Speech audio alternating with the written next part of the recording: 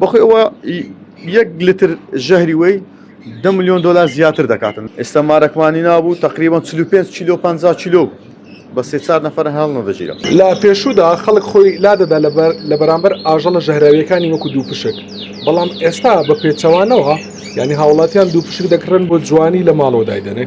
من لە یەکێک لەو شوێنانم کەوا ئاژەڵی دەگمەن دەفرۆشێ بە پرسیار لە خاوەنی دوکانەکە بکەین. مامەجان سڵاوت لێبێ. ئەوە ئەو دوو پشکەیە کە باست کرد تازە ئەمە چییە چۆنە نرخەکەی چەندە؟ ئەوە دوو پشی ڕەشە ئەمریکیە. ئەو دوو پشکە دوو پشکەی ڕەشە تقریبا 95 غرامە. کڕینی فرۆشتنی دوو پشک بە غرام دەکرێت. لۆ چەند هۆکارێک بەکاردێتینەوە لۆ جوانیە هەیە مەرەقی مار و دوو پشک و ئەو شتانەیە هەشە لۆ جادوی ڕەش بەکاردێنن بەس ئەمە ئێستا نایفرۆشین لەبەرەوەی زۆر خەڵک داوا دەکا هەتا 700 دلاری دەکاتن. باشە لە کوردستان یعنی هەر بەردێک هەڵدەیتەوە دوو پشکێکی لێ ئەوانیش هەر هەمان ئەو نرخان دەکەن یاخودۆ تایبەتمەندە پشیمە زەردە هەیتیشمان ڕەشەکەی کاڵە بەس ئەو دوو پشکە ڕەشەکەی تۆخە و غرامەکەشی زۆرە 100 غرامە. دوو پشکیمە ناگاتە 20 غرام 30 غرام 40 غرام یان بەدەگمە 100 غرامی هەیە.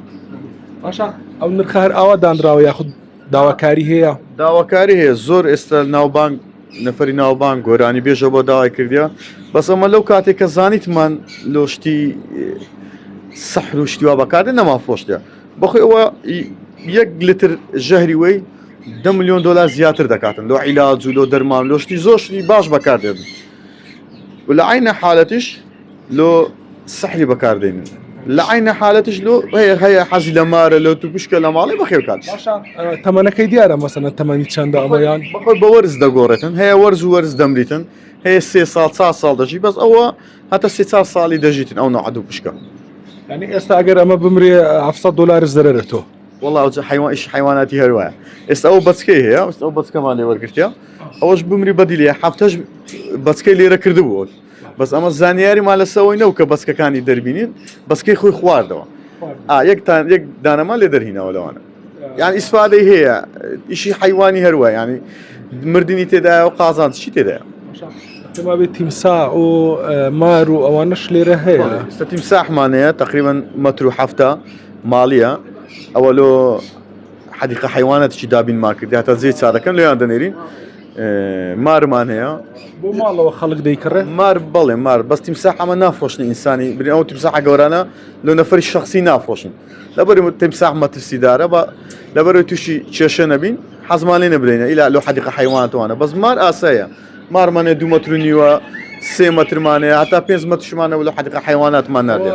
ئەگەر درێژ بێ نرخی زۆرترە؟ بەڵێ مارێ تا 50 وەرەقە 6 وەرەقەی دەڕوا 40 وەرەقەی دەڕوا ئێستا مارەکمانی نابوو تقریبا 45 کیلۆ 50 کیلۆ بە 3-4 نەفەر هەڵ نەدەژیرە لە حەدیقە حیواناتمان ناردێت. شتی دەگمەن ئەمە یعنی شتی دەگمەن دەینین ئیشی ئیسترات بەس شتی دەگمەنە لە وڵاتان دەنێری لە وڵاتی کەش دەنێری هیوایەتی من ئەوەیە کە شتێکی بینم لە کوردستان نەبیتن.